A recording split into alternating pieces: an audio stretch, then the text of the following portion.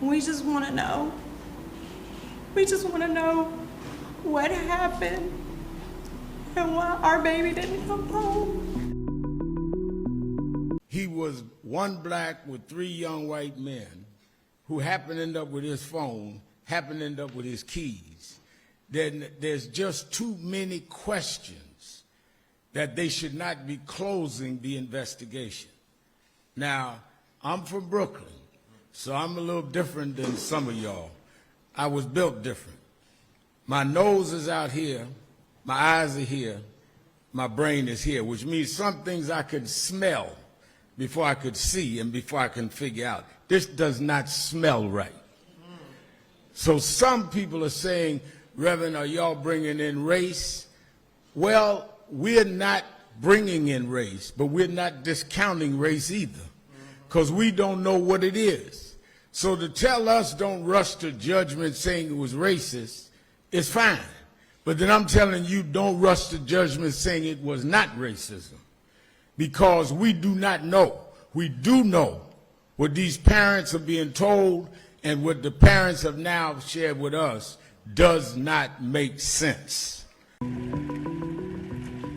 We have the honor and the privilege of helping to lead an independent investigation on behalf of the family of Nolan Wells.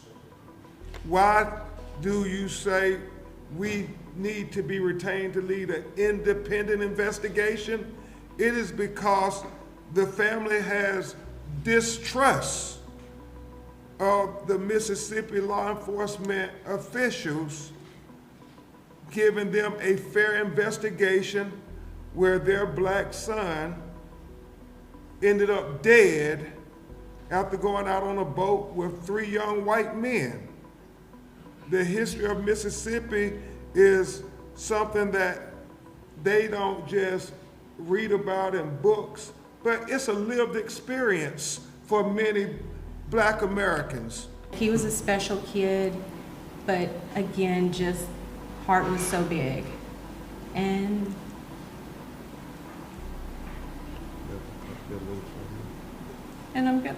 we're gonna miss him dearly. We just want to know. We want an honest, thorough investigation. That's all we're asking for. Did y'all hear one of Nolan's real friends speaking about what he believes happened? Listen to this.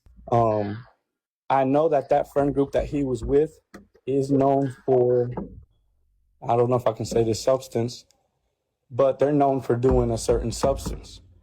And, you know, some of us who have spoke to Nolan prior to the island date, we know that they were known for doing that substance. Another thing that we believe is, what if they peer pressured him into doing something? And again, with the mixture of alcohol and... This is allegedly, y'all. This is allegedly. And Jesus just giving us his synopsis of what he feels. So allegedly, Jesus, you got to remember when you're getting on these panels, you got to say allegedly, because somebody will try to wrap you up. Allegedly, coming from his friend group that knows him very well. I'm talking about teammates that played with him, went to school with him, and folks that see him every weekend. Allegedly, we believe that maybe something just didn't go the way they wanted it to. Maybe they were trying to have a little bit too much fun, and it was just a mistake that they covered up. But I know for a fact that friend group that they were with is known for a certain substance. So it does not surprise me whatsoever. And I'm almost certainly confident, allegedly, that there was that substance on that boat. I know we won't know till the body gets tested and all that, but, you know, it's what makes sense to me. I don't believe he tried to swim back to the island or anything like that. There's just a lot of things that doesn't make sense. Why did they leave him in the first place? Why didn't they make sure he had a ride home? If that was me and my friend group that I typically hang out with, I mean, Nolan, yes, was in that, but if it was me and my 4 close friends, I'm not leaving that island until I leave with my friend. Exactly. Because why the fuck y'all didn't bring him back with y'all? If he went out there with y'all, he should have fucking came back with y'all. And from the sounds of it, it sounds like Nolan has 2 separate friend groups, his black friend group and his white friend group. And it sounds like the 2 friend groups didn't really fuck with each other, but Nolan fucked with both of those friend groups. He said they known to be on that shit, and they probably tried to get Nolan to try that shit. And either 1, he wasn't going for it, and that's why they got to fighting, or 2, he actually tried it and it went bad, and they trying to cover some shit up. But either way, the family is going to get to the bottom of this shit. They're going to do an autopsy, and they're going to find out if there's any substances in his system. They're going to find out if there was any blunt force trauma and exactly what the cause of death was. So regardless of if these motherfuckers is telling the truth or not, the truth is going to come out. Say you have Nolan's cell phone and messages were deleted. How could you tell messages were deleted? Well, his parents got the phone back, and that's something that's important, Michael, because they tracked this phone on Life 360. So Life 360, but when I received the phone call from Warren, I immediately called my friend Tashima, and I said, hey, have you guys seen Nolan? Because her two sons, Jalen and Javon, like, they grew up together. They played City League sports together. When they got into school, they played sports together. And so she was like, hey, like, okay, the boys were pulling up the location from Snapchat. So the Snapchat location looks completely different than the Life 360 location. So when I pulled up Life 360, it was different. It was showing everywhere the phone had been. Like, it had, I was like, well, it's showing that he's back on land. Like, I'm not. He's like, but no, he didn't come back with us. Well, how were you able to get the phone? So we tracked it, and my friend Tashima went and picked it up. It wasn't like they said we got his phone, they tracked it. And that highlights all these contradictions, Michael. The fact that they said Nolan was talking to a young woman, and she said that he said, I'm going back to get on the boat with the boys. The boys said that he said he was going to stay with her. And so that's an obvious contradiction. And then this video of this, you can hear an argument going where Nolan is saying, give me my freaking phone. What are you freaking doing? And so then his phone ends up missing. Secret Service Sam here with a Nolan Xavier Wells update. And Nicole Everything has this amazing audio that is bizarre, to say the least. Listen to this. We got out to the island around like 10:30. Everybody was hanging out, having a good time. And then it came time to leave. And so Wyatt was like, Nolan, get on the boat. Like, come on, we're leaving. And Nolan was talking to that girl, Katie McCormick. And he was like, oh, I'm just going to go back. I'm going to go off. TikTok only lets you send 1 minute videos. I know. Audio. But he was like, oh, I'm just going to go back with Katie. And we'll be right behind y'all. We were all going to the same house, the same place. He was like, I'll be right behind y'all. Y'all go ahead without me. I'll see y'all at, like, I'm literally going to be right behind y'all, whatever. So, Wyatt and all them left because they were like, okay, he's just gonna go with Katie, whatever. Well, then everybody got back in and we were all at Ava's house, and Wyatt was like, where's Nolan? He was like, isn't he coming with Katie and them? And they were like, yeah. And Warren was like, let me call him and ask where he is. Or Warren was like, I have his phone. Like, somebody called Katie and asked where he is. And then they called Katie. They don't even know this. And that's when they found out that that Nolan never went with her either. She said that Nolan never went with her. And so no one knows what happened. Like, literally no one knows what happened to him, and it's so fucking heartbreaking.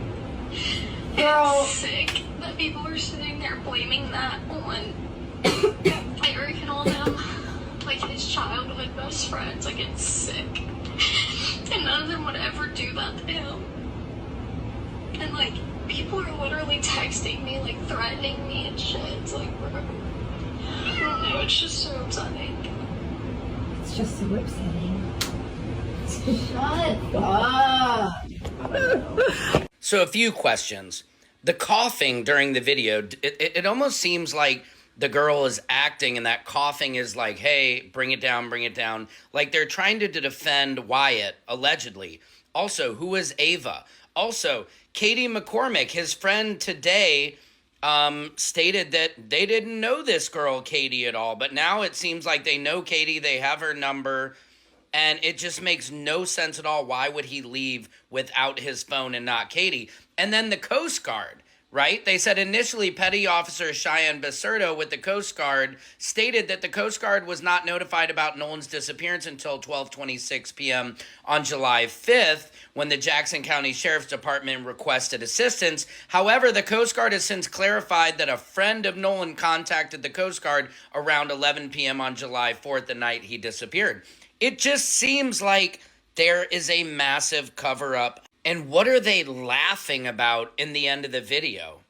It's disgusting. I can't verify if this video is real or not, but all these friends have a different story, and it's all suspect. And the fact that his parents didn't even get to see his body, that they identified him just by dental records, like what happened to this poor kid within just 2 days that he had to be identified only by his teeth? Good Lord, send light, love, and prayers out to the family. I can only imagine how hard this has to be to go through in real time amongst the public, and we just want justice for Nolan, because if this was an accident, his parents wouldn't be going through this. Always trust a mother's intuition. Secret Service Sam out, Samson for president of the world. If 3 black people took a white man on a boat expedition and didn't return with him, the president would be making a speech right now. There is a double standard of justice and coverage that here's why Kevin discusses in a great post about the national news's silence on Nolan Wells. If you Google Nolan Wells New York Times, there is no article. Nolan Wells MSNBC, nope, they haven't written one. Try CNN, all that they have is a TikTok-style video, no written article. And the Washington Post finally has an article only after his body was found. Here's why Kevin references a study that found while black people make up roughly 35% of missing persons cases in the FBI database at the time of the study, they received only 7 to 11% of media coverage. This is why local news outlets like the Mississippi Free Press that's been reporting on this are so important, and why it's so dangerous that news has been consolidating into these big billionaire-owned corporations, forcing lots of local outlets recently to keep shutting down. You can find the GoFundMe of Nolan's family at the Schmink and My Schmio. And one of the most important things is that families will tell you what they need. Sometimes that's privacy, spreading the word, financial support. We don't want to assume, we want to let them tell us how to help. His mother's request a couple days ago was if you have any pictures or videos that were taken on the northwest tip of Horn Island on July 4th to reach out to her. This is her Threads account, and you can provide evidence to help their investigation. You would think that after Nolan Wells was pronounced unalive and his body was found, his friends would be putting out posts saying, rest in peace, oh my God, something. But no, everybody is dead silent. Every last person that was there has deleted their Instagram, their Facebook, their social media. Everybody's gone quiet, including the parents, okay, y'all? Including the parents, including a judge, okay? Attached to one of those kids. Everybody's going media silent. It only raises questions about this video that was being circulated on the internet with Nolan on the beach with those friends, and there's an argument that breaks out, okay? Nolan is standing to the side, and there's a group of other kids looking at him. What was that argument about? Katie also spoke with someone saying that she did not get on the boat with Nolan. She got on a boat with someone else because her friends and family told her to get her ass on. Nolan was supposed to get on a boat with his friends. It never happened. She doesn't know what happened. I'm going to say this as honest as possible. If you're the only black person in the friend group, there is a problem, because 9 times out of 10, you're going to be the victim. That's just it. Now, next up is the autopsy, and I hope they don't use anybody near that fucking place. Use somebody else and make sure they black. I used to be just like Nolan Wells, the only black girl in an all-white friend group, and just like Nolan, I thought they were my friends too. I used to argue with my stepfather, who used to tell me, they are not your friends, and I'd be like, yes, they are my friends. And my stepfather said, when you get some knowledge of self, you're going to see if they really are your friends, because black pride will tell you whether or not your white friends are really your friends. Because let me tell you, the white boys, the white girls in my school, they loved me until I got knowledge of self. And I will never forget the day that it happened. I was 14 years old, and this white boy named Wayne Colby that I went to high school with liked me and asked me to go to the mall with him and his friends. And we went to the mall, went shopping, and on the way back, his friend said, I have a joke, but I can't tell it because Shari's in the car. And Wayne and his friend, this is how locked in I was. They said, you can tell it. Shari is cool. She's not going to get offended like that. And y'all know his friend said, what are the similarities between a black woman and a vagina? And the answer was they both have kinky hair, big lips, and stink. And all of these white boys in the car started laughing, including the white boy that liked me. And I ain't gonna lie to y'all, I was stuck because I really thought these white kids weren't racist. My stepfather had been telling me the whole time, like, they ain't your real friends, they this, they that. And I was like, no, they're not, no, they're not. And y'all, when I got out that car, I ran into my house crying. And my stepfather came downstairs and was like, what is wrong? My stepfather gave me a book called The Brodophile that I read over the weekend. I came to school on a Monday and started kicking it to my white friends that I think that Jesus may be a black man and all those type of things. It switched up on me real quick. When I refused to stand up for the Pledge of Allegiance, those white friends that I thought were my friends since 9th grade and they loved me and everything, all that switched up. I mean, I was locked in where they would want me to sleep over their house. I'd be the only black girl in the friend group, but my mother was always very cautious. No disrespect, because oftentimes those white families were much more lackadaisical. Their children would be smoking, drinking, and things like that. My curfew was 9 o'clock at 11th grade. So my mother didn't play around like their parents had leeway for them. And the last straw for me was when I realized my white friends would not be uncomfortable for me. They didn't think it was uncomfortable for me to be hanging out with them and be the only black girl with them at their house, with their friends. Even sometimes being around friends that they knew and would say, oh yeah, her parents are racist and this and that. And they still would think that I should be comfortable around them. I'll never forget, I asked them to go to Iverson Mall with me. And anyone in the DMV knows Iverson Mall is a black mall. And my best white friend was like, I can't go to that mall. And I'm like, why? And she's like, basically was not comfortable going to that mall. And that's when I knew I couldn't be her friend anymore. Plus, she had kissed this black boy. And as much as her mama, brothers, and everybody loved me, she was terrified that her family would find out, because she told me her family, her brothers would black out if they found out she kissed this black boy. Now here it is, I'm sleeping at your house, your mama say she loved me, your daddy, everybody loved me, but they gonna do what to you if they found out you kissed the black boy? Those two things can't exist at the same time. I can't be your friend, but also know that your daddy, mama, and brother that I'm around will basically disown you if they find out you kissed a black man. Heart completely breaks, because I know that so many of my pictures from high school look exactly like his.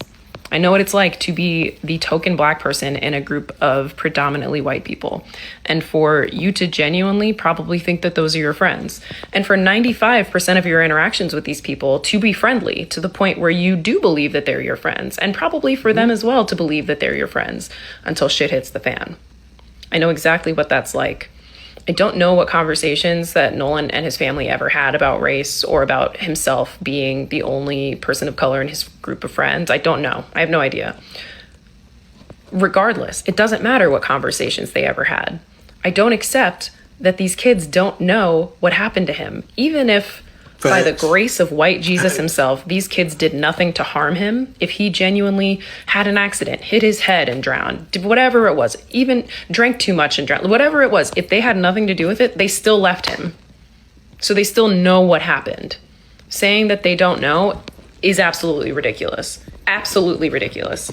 And I think that the thing that's most heartbreaking to me, I mean, so much of it is, but the thing that's most heartbreaking to me as someone who grew up surrounded by white people thinking that those were my friends for the most part, is the betrayal. Because every black person has their black moment, every single one. I think that there's a crazy version of it when you are a black student in a predominantly white school, private school or public school, that happens where all of a sudden, whether it's a microaggression or a macroaggression, but you have the moment where you realize, like, oh, so we're not friends.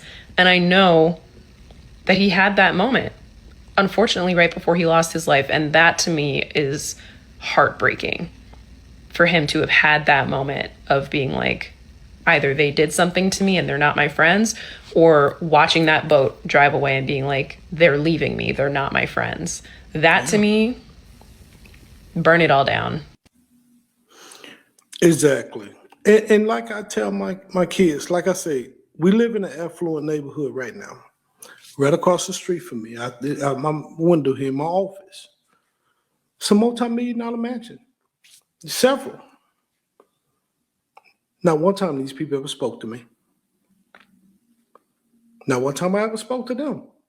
It is what it is. But we want to always say that racism don't exist. It's still here. And you always got to be on your guard, no matter what, man. No matter what. So my heart does go out to that young man's family. And it's heartbreaking to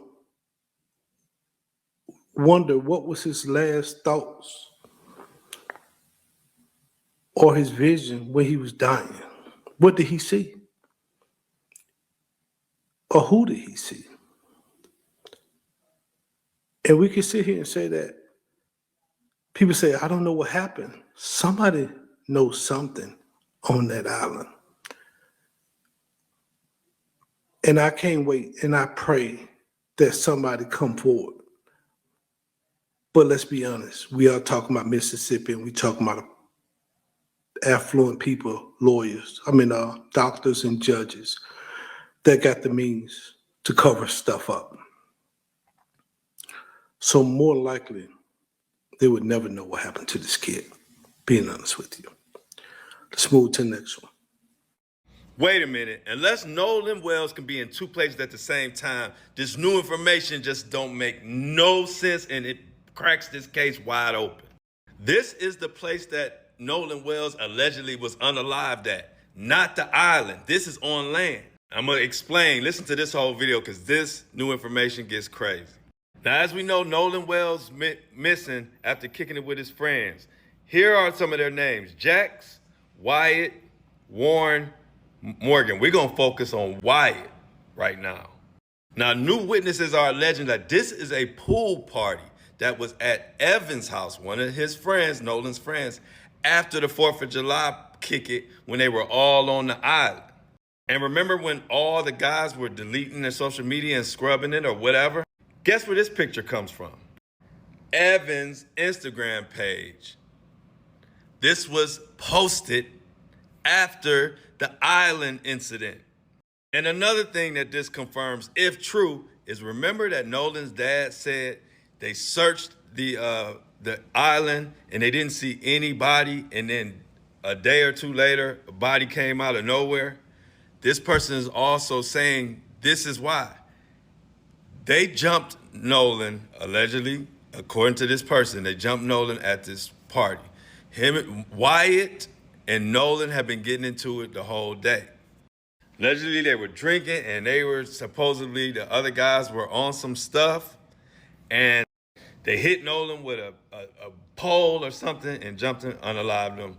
So they saying after that, Nolan's body was stored in the boat, which is why, that would explain why they were cleaning the boat. An eyewitness saw them cleaning the boat at 3 a.m. in the morning at the judge's house, even though the boat owner lived somewhere else. And of course, that would also explain why there was no body when the dad went, Nolan's dad. But then on that Monday, the body showed up days later, which could have been somebody dropping the body off, and they were trying to make it look like something happened on the island to throw off what happened actually on land. And I don't like it. Allegedly, what if I told you? Do you think race might be a factor? Like my wife said, I don't want to believe that, but it's just it's so many things have happened, and so many things have been swept under the rug. Like I said, Nolan didn't see color. He saw people for who they are, and I used to always tell him, "So you need to go out there close, because everyone is not going to reciprocate that same love that you give." I just want transparency. I just want to know what happened to my son. Christine, why does that make you so emotional? Because he just had a big heart. Like, to really know Nolan, to have him as your friend was just, it was something special. People aren't like him. He was just different. And Do you worry that he might have trusted too much? sometimes, yeah. And that was something we always talked to him about. New evidence has just come out in the Nolan Wells case that proves that he was murdered by those 3 men. There was a pool party that took place after the island, and you can see clearly in Evan's Instagram post, Nolan is there. Witnesses have put out statements saying that an altercation took place between Nolan, Evan, and 2 other boys, and the boys proceeded to beat Nolan to death with a metal bar and urinate on him. And all those people there watched and did nothing about it. They are no better than the people that killed him. The reason that Nolan's phone pinged on the island is because they went back and they dumped his body after they killed him. These men need to be prosecuted to the fullest extent of the law because they murdered Nolan Wells. Nolan Wells was murdered. Say his name. Hello everyone, welcome back to the channel. So in today's video, Nolan's family has decided to speak publicly after what they describe as new evidence related to his death. According to the family, the information has raised new questions and strengthened their belief that there is still more to be investigated. The emotional statements have quickly spread across social media, leading thousands of people to debate what really happened. Supporters of the family believe the new information deserves carefully attention and are calling for investigators to fully examine every details.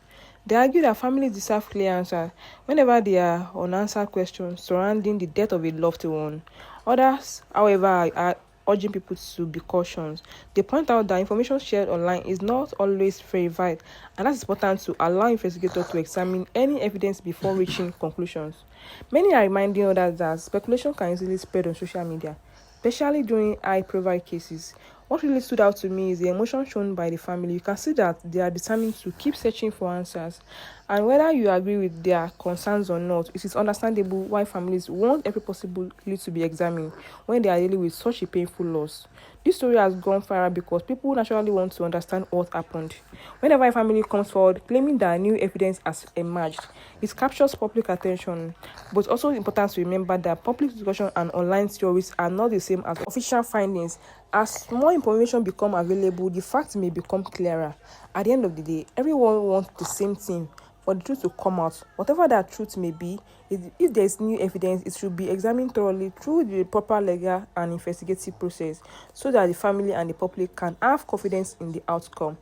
Now, I'd like you to hear your thoughts. What are your thoughts on this case? Do you think reported new evidence should lead to further investigation? Share your opinion in the comment below, and as always, let's keep the discussion respectful. Thanks so much for watching, and I'll see you in the next one. Bye.